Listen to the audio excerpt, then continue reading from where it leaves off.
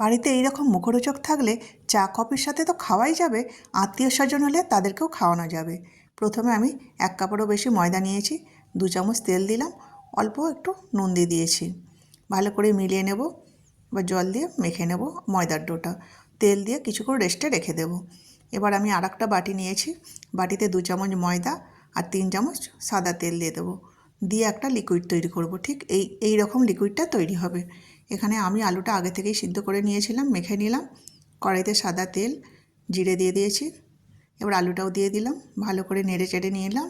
এবার দিয়ে দেবো পরিমাণ মতো লবণ, হলুদ, কাশ্মীরি লঙ্কাটা দিলাম রঙের জন্য, জিরে গুঁড়ো। ভালো করে ওটাও মিলিয়ে নিলাম। এবার মটরশুঁটি, কাঁচা লঙ্কা, ধনেপাতা দিয়ে আরও ভালো করে মিলিয়ে নেব। ভালো করে আরেকটু ভেজে নিয়ে এবার দিয়ে দেবো লাস্টে লেবুর রস। এটা দিলে কি হবে, চটপাটা তৈরি হবে। সব কিছু হয়ে গেছে। এইবার ময়দার ডোটা থেকে আমি লেচি কেটে নিয়েছি। একটা করে রুটি বেলে নেব। এইভাবে আমি 4টে রুটি বেলে নিয়েছি। একটা রুটি নিলাম, সেই লিকুইডটা দিলাম যেটা ময়দা আর তেলের তৈরি করেছিলাম, ওপর থেকে একটু ময়দা ছড়িয়ে দিলাম, আর একটা রুটি দিলাম। এইভাবে আমি 4টে রুটি পরপর সাজিয়ে নেব। হাতে করে একটু চেপে চেপে দিয়ে বেলে নেব গোল করে। ছুরির সাহায্যে চারধারটা কেটে নেব। 4 চৌকো তৈরি করে নিয়েছি। মাঝখানে আলুর পুরটা দিলাম, একটু জল হাত করে দেবো চারদিকটা। সিঙ্গাড়ার আকারে তৈরি করে নিলাম আর চেপে চেপে এই ধারগুলো একটু করে চেপে চেপে দিলাম। এবার গরম গরম তেলে ছেড়ে দেবো।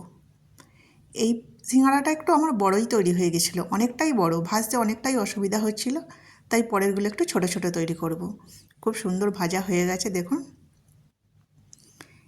এগুলো আমি এই একই প্রসেসে 4টে তৈরি করে নিলাম। এটাতেও ধারে ধারে জল দিয়ে চেপে চেপে তৈরি করে নিলাম। এগুলো ওলট পালট করে ভাজা হয়ে গেল।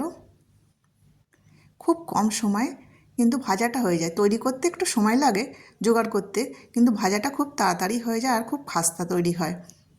হয়ে গেছে, এবার খালি গরম গরম খাবারের পালা, সবার সাথে আনন্দ করে খেয়ে নিলাম।